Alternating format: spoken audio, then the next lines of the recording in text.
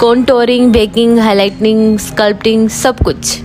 अस्सलाम वालेकुम जी, I hope आप सब बिल्कुल ठीक ठाक होंगे। तो क्लास 12 में आप सबका बहुत बहुत वेलकम। वीडियो में हम जानेंगे कॉन्टोरिंग करने का तरीका प्रैक्टिकली, और स्कल्पटिंग, हाईलाइटनिंग, ये सब तो हमने लास्ट वीडियो में जाना था, लेकिन एक नया टर्म बेकिंग, आखिर ये क्या है वो भी सीखेंगे। अच्छा, एक दूसरी बात, मुझे बहुत ज़्यादा गर्ल्स कहती हैं कंट्रोलिंग सिखा दें। ये कंट्रोलिंग नहीं होता, ये कॉन्टोरिंग होता है। प्लीज़ माइंड मत करें, पर इसको कॉन्टोर कहा करें। कॉन्टोरिंग सीखा, स्कल्पटिंग सीखा, हाईलाइटनिंग सीखा, मतलब तरीक़ाकार उनका सीखा। उसके बाद फिर बारी आती है बेकिंग की। अब ये बेकिंग क्या चीज़ है? बेकिंग भी होता है क्या मेकअप में? जी हाँ, बेकिंग भी होता है मेकअप में। नोट्स आपको इंस्टाग्राम ID एक्सप्लोर विद हिरा पे मिल जाएंगे। मैंने कहा था कि फर्स्ट जो कॉन्टोरिंग है वो क्रिएट करता है फेस पे इल्यूजन या शेडोज़ क्रिएट करता है, ठीक है, नकली शेडोज़, आर्टिफिशियल, या फिर आप कह सकते हैं कि खुद से बनाए गए शेडोज़।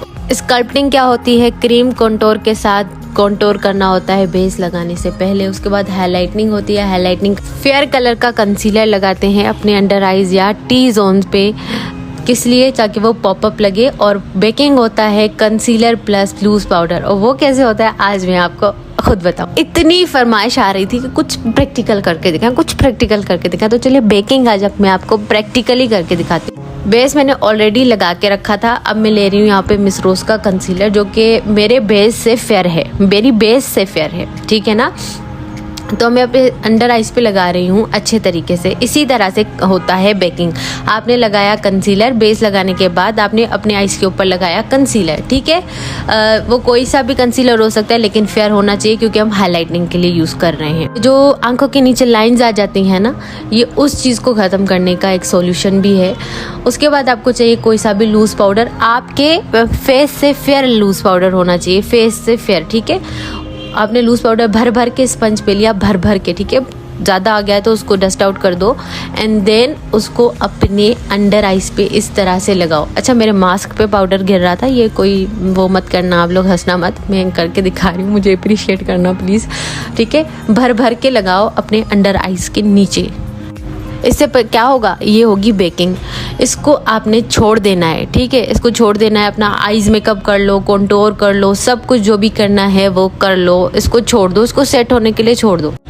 ये खुद ब खुद सेट हो जाएगा। जितना पाउडर इसने एब्जॉर्ब करना होगा करेगा। कंसीलर को ब्लेंड नहीं करना, बिल्कुल। कंसीलर को जस्ट यहाँ पर बस लगाना है, लगा के हल्का सा टैप करना चाहो तो कर लो, एंड देन उसके ऊपर इस तरह से लूज पाउडर लगा दो। This is called baking. Fair colour का फाउंडेशन भी यूज कर सकते हो कंसीलर। सब कुछ डन हो जाए तो पाउडर जो एक्स्ट्रा लगा होगा उसको झाड़ दो किसी भी फ्लफी ब्रश के साथ अपने अंडर आइज के नीचे से। आप पूरे फेस पे भी बेकिंग कर सकते हो। ये गर्मियों के लिए बहुत अच्छा होता है, सर्दियों में इसकी ज्यादा जरूरत नहीं होती, और ब्राइड्स वगैरह पे ज़रूर किया जाता है, या फिर जिनको बहुत डार्क सर्कल का इशू होता है ना, उनके लिए बहुत ज़्यादा बेस्ट। आप बनाना पाउडर भी यूज़ कर सकते हो। कॉम्पैक्ट पाउडर यूज़ मत करना, उसमें बहुत कवरेज होता है तो वो केकी हो जाएगा, तो कोई भी लूज पाउडर यूज़ कर लो। दूसरी बात, अगर आपको लगता है हमारे अंडर आइज पे लाइंस आ जाती हैं, तो आपने कोई सा भी स्पंज लेना है और ऊपर देखना है, ठीक है, ऊपर देखना है, खाली स्पंज ड्राई अपने अंडर आइज के नीचे इस तरह से टैपिंग वाले मोशन में टैप टैप करना है। इससे क्या होगा, आपके जो लाइंस आ जाती हैं ना यहाँ पे मेकअप में, तो वो खत्म हो जाएंगी। ये मेरा एक सीक्रेट टिप है। मेरा इरादा बिल्कुल भी नहीं था इस तरह से वीडियो बनाने का, बस अचानक से मेरा ध्यान गया कि क्यों ना थोड़ा सा करके दिखाया जाए ताकि आपको अच्छे से समझ आ जाए। आपने लेना है कॉन्टोर पाउडर। मैं आपको कॉन्टोरिंग का एक तरीका बताती हूँ कि आपने किस तरह से कॉन्टोर करना है। आपने अपने कान के स्टार्ट से, भले कोई सा भी फेस शेप हो, ठीक है, कान के स्टार्ट से आपने शुरू करना है। जहाँ पे कान आपका शुरू होता है वहाँ से एक लाइन बनानी है, ठीक है। और उसके बाद अपने आँख की एंडिंग पर, कहा मैं जो इशारा कर रही हूँ ना, आंख की एंडिंग तक आपने एक लाइन बनानी है और उसको बैकवर्ड ब्लेंड करना है, ठीक है। किस तरह से? पीछे की तरफ आपने इसको ब्लेंड करना है। अब आपने वही ब्रश लेना है जिससे आपने लगाया था कॉन्टोर, आपने उसको थोड़ा सा साफ कर लेना है, एंड देन इसको ब्लेंड करना है, ठीक है। ये बहुत ही खूबसूरती से आपका ब्लेंड हो जाएगा। और दूसरी बात, ओवर नहीं लगेगा। आपने बिल्कुल लाइट कलर्स यूज़ करने हैं, ओवर डार्क कलर्स यूज़ नहीं करने। डिपेंड करता है स्किन टाइप पे कि स्किन टाइप या स्किन टोन कैसी है। डार्क स्किन टोन है तो कॉन्टोर भी डार्क होगा। उसके बाद बहुत सारी गर्ल्स कहती है जॉ लाइन पे किस तरह से करना है, तो जॉ लाइन पे इस तरह से करना है कॉन्टोर, ठीक है। तो अपना ब्रश लो, उसके ऊपर पाउडर लगाओ, एंड इस तरह से जॉ लाइन पे कर लो। अगर आपका यहाँ पे बहुत ज्यादा गोश्त है, जैसे राउंड फेस शेप वाले हो, उनका यहाँ पे भी लगे। दूसरा एक सवाल था, डबल चिन है मेरी मिसाल के तौर पे, तो डबल चिन को किस तरह से करेंगे? तो डबल चिन को सिंपली जहाँ पे डबल चिन आपकी है, जारी सी बात है, वहाँ पे आपने पाउडर लिया, ठीक है। उसके बाद अपना ऊपर किया, चिन अप किया, एंड देन आपको लग रहा है ना कि यहाँ पे मेरा ज्यादा है, तो इस तरह से आपने कंटूर पाउडर अपना लगा देना है। ठीक है, जहाँ जहाँ आपको लगता है कि मेरा ज़्यादा है, चबी है, तो आपने कर देना है। ठीक है, एंड प्लीज़ मुझ पे हंसना मत। बारी आती है फोरहेड की, तो फोरहेड को किस तरह से करना है। फोरहेड की लाइन जहाँ पे हेयर लाइन है ना, वहाँ पे आपने जो है अपना कंटूर पाउडर लगाना है। ठीक है, इस तरह से कंटूर पाउडर लगाना है, इस तरह से, जिस तरह से मैं करके दिखा रही हूँ। मेरा काफ़ी फोरहेड ब्रॉड है, तो मैं इसी तरह से ही कंटूरिंग करती हूँ। तो आई होप आपको आज एक आइडिया मिला होगा कंटूरिंग करने का, और मज़ीद भी मैं आपको आगे चल के दिखा रही हूँ कि किस तरह से कंटूरिंग करनी है। चलिए मैं आपको बताती हूँ मैं अपना नोज़ किस तरह से कंटूर करती हूँ। ठीक है, यहाँ अपने सबसे पहले देखना है आपका नोज़ का सबसे वाइड पार्ट क्या है, सबसे मोटा जो है वो हिस्सा कौन सा है। ठीक है, वहाँ पर आपने एक लाइन बनानी है। ठीक है, मेरी लाइन जो ज़्यादा ही डार्क बन गई थी, डार्क मत लगा लेना, ये बहुत ज़्यादा प्रोडक्ट लगा हुआ था ब्रश पे, तो वो अचानक से बहुत ज़्यादा लग गया था। तो आपने बिल्कुल कम प्रोडक्ट लेना है। ठीक है, वो हम ब्लेंड कर देंगे जहाँ पे ज़्यादा लगा है।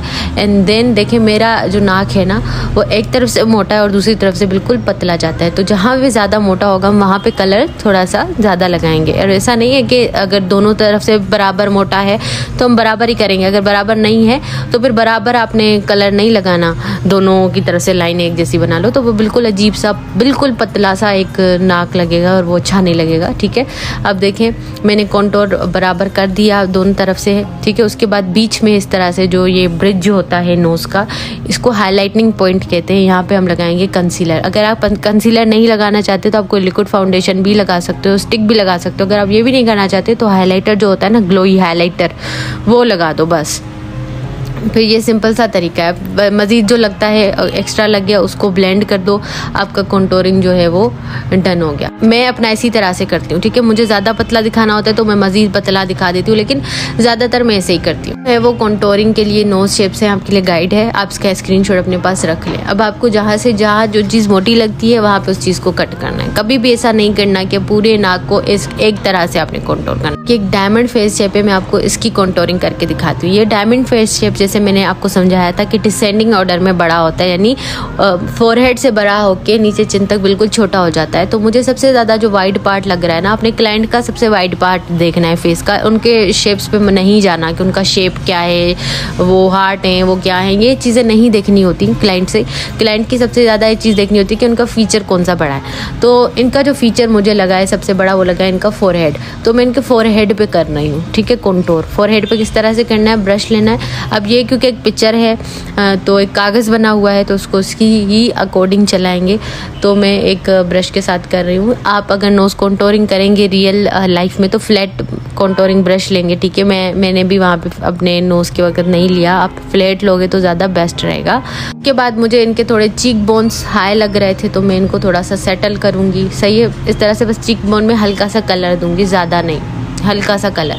मैं अगेन बोलूँगी कि कभी भी ओवर डार्क नहीं लेना, डार्क तब लेना है जब आपको लगे कि क्लाइंट का स्किन डार्क है। सही है, अगर क्लाइंट बहुत फेयर है तो बहुत डार्क लेने की ज़रूरत नहीं। उसके बाद जॉ लाइन पे आप इस तरह से लगा सकते हो कलर। ठीक है, मैंने इनके जस्ट फोरहेड पे किया और दूसरा जॉ लाइन पे मैं जस्ट आपको करके दिखा रही हूँ। जॉ लाइन क्योंकि आपको पता है ये एक कागज़ है तो आगे पीछे इसका कलर हो गया है, लेकिन एक तरीका आप समझ गए होंगे कि किस तरह से करना है। देन आपने कंटूर लगाने के बाद ब्लेंड भी करना है, ऐसे नहीं कि आप कंटूर को ब्लेंड ही ना करें। Blending is the key. अभी मैं आगे चल के आपको क्लिप भी दिखाती हूँ कि जॉ लाइन को किस तरह से करना है कंटूर। बिल्कुल इस तरह से कंटूर करना होता है जॉ लाइन को। ठीक है, इसको जॉ लाइन कहते हैं। आपको यहाँ पे ज़्यादा है प्रॉब्लम तो आप इस तरह से कंटूर करोगे। आगे आपको समझ। अब ये देखें कि ये एक लंबा फेस है, इसकी वाइड जो है वो इसके लेंथ से कम है, तो एक लंबा फेस आपके पास आ गया। आप उसको कैसे कंटूर करोगे? क्या उसके चीक बोन्स को लगाना शुरू कर दोगे? जो हमारे यहाँ रिवायत है सिर्फ गाल के पास से ही लाइनें खींचते हैं,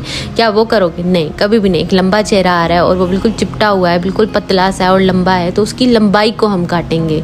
ठीक है, उसके फोरहेड को हम सबसे पहले करेंगे कंटूर तब करेंगे अगर उसके फोरहेड पे ज़रूरत होगी। जैसे इनका फोरहेड वाइड लग रहा था और उसके बाद इनका जो चिन वाला एरिया ये काफ़ी वाइड है, तो इनके चिन पे हम करेंगे कंटूर ताकि इनकी लंबाई बैलेंस हो जाए और ये ओवल फेस की तरह दिखे। ओब्लॉन्ग जो होता है बेसिकली वो ओवल की तरह ही होता है, बस लंबाई उसकी ज़्यादा होती है। तो उसके बाद हम जो है कंटूर को ब्लेंड करेंगे। ये एक कागज़ है, मेक श्योर कीजिएगा कि ये एक कागज़ है, तभी उस पर इस तरह का लुक आ रहा है। लेकिन रियल फेस पे जब आप करते हो तो हर चीज़ जो है वो ऑक्सीडाइज होती है और वो कलर थोड़ी देर के बाद फेड हो जाता है। एक दूसरी बात मुझे बहुत दुख है कि सब मेरे पास मैसेजेस करते हैं इंस्टाग्राम पे कि हमें सर्टिफिकेट दे दें, हमने कोर्स देख लिया है। भाई आपने अपना कोर्स कोई देखा होगा, मेरा तो कोर्स अभी तक चल रहा है। जब तक कोर्स ख़त्म नहीं होगा आपको सर्टिफिकेट नहीं मिलेगा, आप ये बात जान लें। अभी कोर्स चल रहा है, जिस दिन मैं कहूँ कि कोर्स ख़त्म हो गया है उसी दिन ही कोर्स ख़त्म हुआ है, ठीक है ना। और ईमेल आईडी अभी मत भेजें प्लीज़, ईमेल आईडी तब भेजें जब कोर्स ख़त्म हो जाए। तो ये एक स्क्वायर फेस है। स्क्वायर फेस के मैंने आपको जैसे बताया था कि जॉ वाली जगह जो होती है वो थोड़ी वाइड होती है, राउंड के निस्बत राउंड का थोड़ा सा सॉफ्ट होता है, उनका थोड़ा जॉ वाली जगह शार्प होती है। तो इसका फेस किस तरह से हमने करना है कॉन्टोर, तो सबसे पहले इनका फोरहेड वाइड होता है तो फोरहेड को बैलेंस करेंगे। उसके बाद जो इनका जॉ वाला एरिया है ना, ये वाला जॉ वाला, इसको हम करेंगे कॉन्टोर। तो आपने इस तरह से कॉन्टोर करना है। अगर कोई स्क्वायर फेस शेप वाला आपके पास आ रहा है जिनका ये जगह जो है काफ़ी मोटा है, चौड़ा है, ठीक है, तो आप इनकी इस जगह को कॉन्टोर करेंगे, ना कि गाल के नीचे से कॉन्टोर करेंगे, बल्कि कान के नीचे से जो हड्डी जा रही है इसको कॉन्टोर करेंगे इस तरह से, ठीक है। एक दाढ़ी समझे, एक दाढ़ी बना लेंगे, पर उसको अच्छे से ब्लेंड करेंगे, ठीक है, ऐसे नहीं कि ब्लेंड ना करें। और दूसरी बात क्लासेस का पूछते हैं कि कितने क्लासेस है। देखिए अभी कॉन्टोरिंग तक हम आए हैं, इससे आगे आईज मेकअप है, बहुत कुछ है। अगर आपको डीपली जानना है तो मुझे करने दीजिए जो जितना मैं करना चाहती हूँ। अगर आप चाहते हैं कि इस कोर्स को हम शॉर्ट कर दें तो फिर हम शॉर्ट कर देते हैं, ठीक है। इतनी नॉलेज डीपली अगर आपको नहीं